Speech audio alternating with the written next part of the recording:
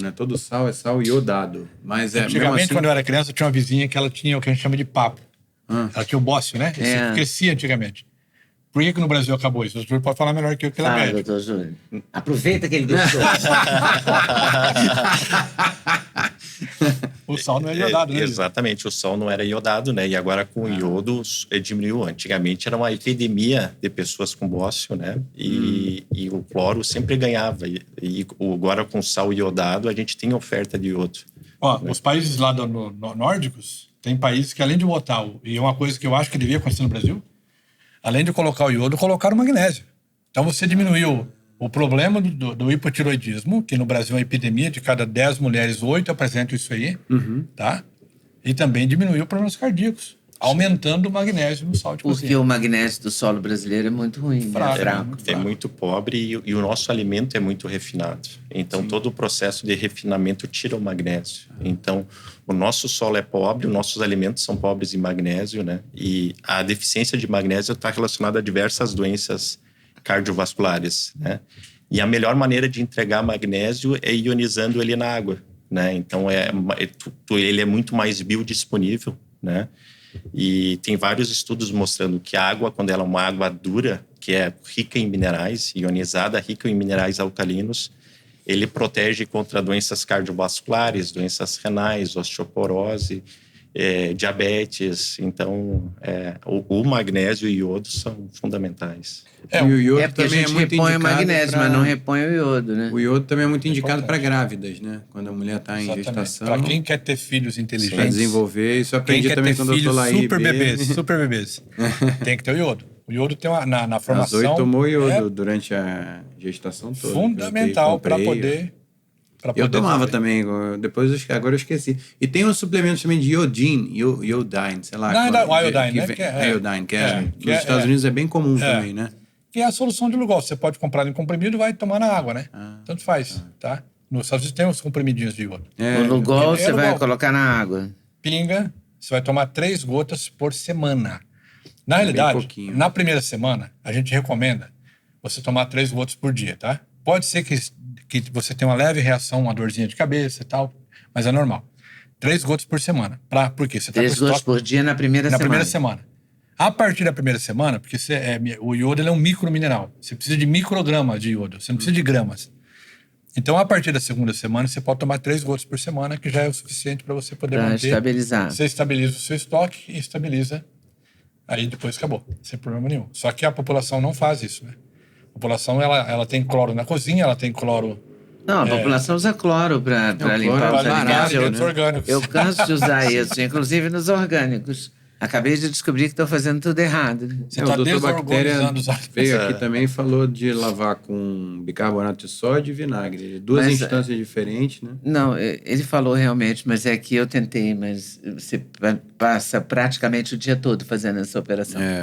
Tem a parte prática que é interessante. A parte prática também, você não pode arranjar uma coisa, outra bota de molho no iodo, bota o despertador e daqui uma hora... Mas, deixa eu falar o grande problema do cloro, porque é o seguinte, independente da... E o flúor? Mas, porque ainda tem o flúor, além do cloro. Vou completar o negócio do cloro, porque é o seguinte, você não consegue ter água sem ter compostos orgânicos na água. Sim. Sempre vai ter. Os orgânicos, tipo assim, vamos supor, o cloro ele é colocado na água para matar a bactéria, mas ele não enterra, ele não é coveiro, ele só mata. E fica um cadáver boiando lá. Cadáver de bactéria que entra em decomposição. Então, a cadáver podre boiando na água. A bactéria decompõe muito rápido, tá? Sim. Só que não para de vir cloro na linha. Então, quando o cloro é um inorgânico. Quando o inorgânico cloro encontra a bactéria em decomposição, ele reage. E essa reação dá origem a um terceiro elemento chamado trialometano, tá? Que a palavra curta dele é THM. Se você entrar no scholargoogle.com, que é o Google acadêmico, ou na inteligência artificial da vida, e falar assim, lista para mim todos os assuntos de trialometano, você nunca mais faz nada na sua vida e não lê tudo que tem. Altamente documentado na ciência, altamente carcinogênico. O trialometano é quase uma condição sine qua non para você ter câncer. Tipo assim, para eu desenvolver um câncer, eu tenho que ter isso, aí, o trialometano.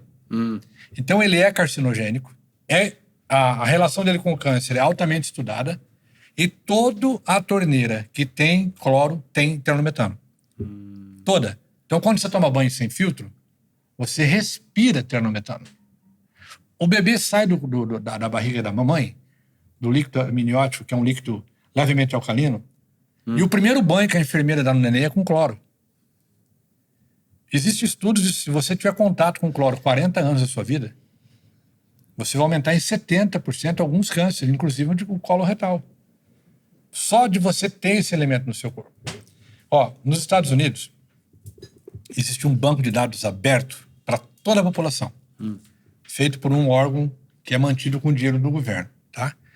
Que eu vou falar no português, claro, ele dá a capivara da sua água. Então eu chego aqui, por exemplo, pego o seu CEP aqui, digito lá no seu CEP, ele me dá todos os componentes compostos carcinogênicos que tem na sua água e te dá aqueles que estão acima do limite seguro, tá? Então, por exemplo, na minha casa onde eu morava lá, eu tinha 21 contaminantes na minha água. 6 deles estavam acima do limite. Acima do limite, pelos padrões deles, é aquele que o teu corpo não consegue eliminar. Então você vai ingerir e vai ficar no seu corpo. 6. Todos carcinogênicos. Mas a epidemia é o trenometano. E nós temos muito, apesar da nossa água ser melhor que toda a água americana, tá? A água e PIB não combina. Quanto maior o PIB, pior a água. Então o Brasil tem uma água melhor, melhor que a Flórida, e a Flórida tem uma água melhor que Nova York. Nova York é a pior água que eu já encontrei na minha vida. E eu já vi gente falando assim, não, eu moro num país de primeiro mundo e lá a gente pode tomar água da torneira. Eu respondo, bicho, a água da torneira tu pode tomar em qualquer lugar, né? Você não deve, né? Não deve. Então a gente tem muito trelametano aqui no Brasil, mas muito, abundantemente. As pessoas estão tomando água com trelametano na torneira, estão fazendo comida, macarrão com trelametano, estão fazendo salada com trelametano, com alimentos orgânicos. A gente teve uma briga por causa disso que eu vi fazer. Ela estava enchendo a panela para fazer macarrão na pia. Eu nunca ia imaginar que alguém ia pegar para cozinhar uma água saindo da torneira. Aí eu cheguei e lavei a mão assim.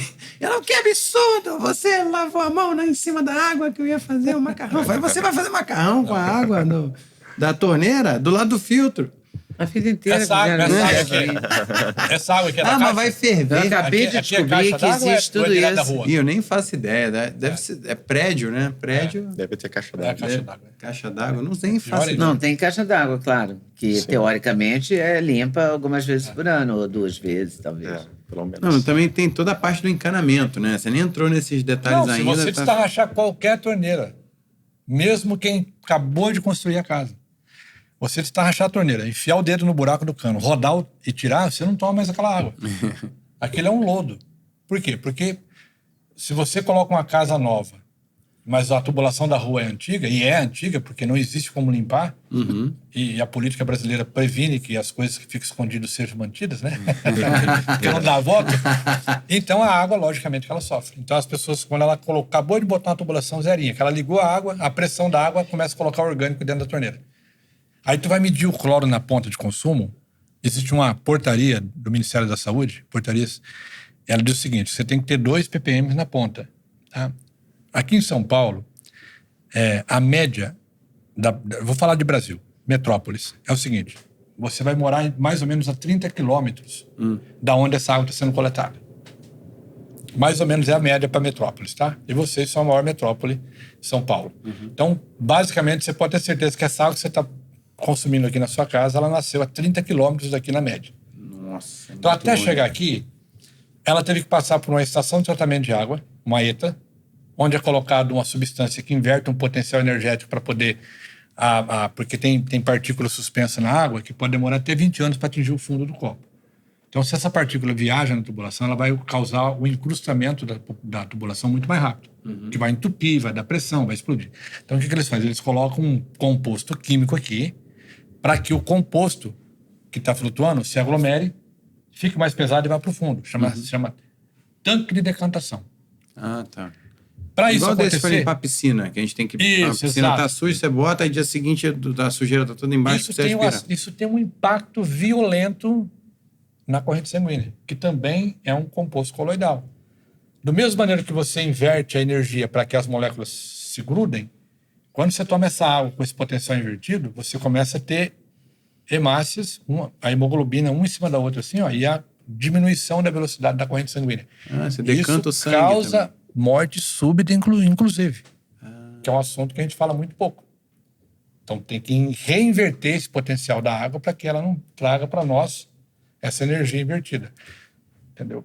Mas, Sidney, eu acho que é importante falar que, na realidade, é necessário fazer esse tratamento da água. A água ela não pode chegar sem o tratamento, porque senão vai vir uma água contaminada com bactérias, né? Agora, essa água, ela não vai estar contaminada, mas é fundamental que esse cloro seja retirado. Principalmente esses trialometanos, esses organoclorados, que é uma matéria orgânica, que é bactéria, junto com cloro. Isso não existe na natureza, que é um gás cloro que é inorgânico, com matéria orgânica que se liga, né? E quando ele entra no nosso organismo, ele funciona como um disruptor endócrino, né? Então, ele acumula em vários órgãos e por isso que dá esse aspecto cancerígeno para os trialometanos. Então, assim como é fundamental colocar o cloro, na casa ele tem que ser retirado. Sim. E não adianta ser tirado antes da sua casa, né? Ele tem que ser retirado dentro da casa antes do consumo. Que nem a banana que o Sidney falou, não adianta tirar a casca uma semana antes. Não vai ficar preta, né? A banana. É muito didático esse exemplo. Sim. Né? É fácil de compreender. Sim. E aí, gostou desse corte? Gostei muito, mas eu acho que vocês devem assistir a entrevista completa, que está no YouTube, Leda Nagli, esperando por você. Essa série Hoje Nagli, o Encontro de Gerações, está imperdível. Vale a pena conferir, hein? Com certeza. Se Deus quiser.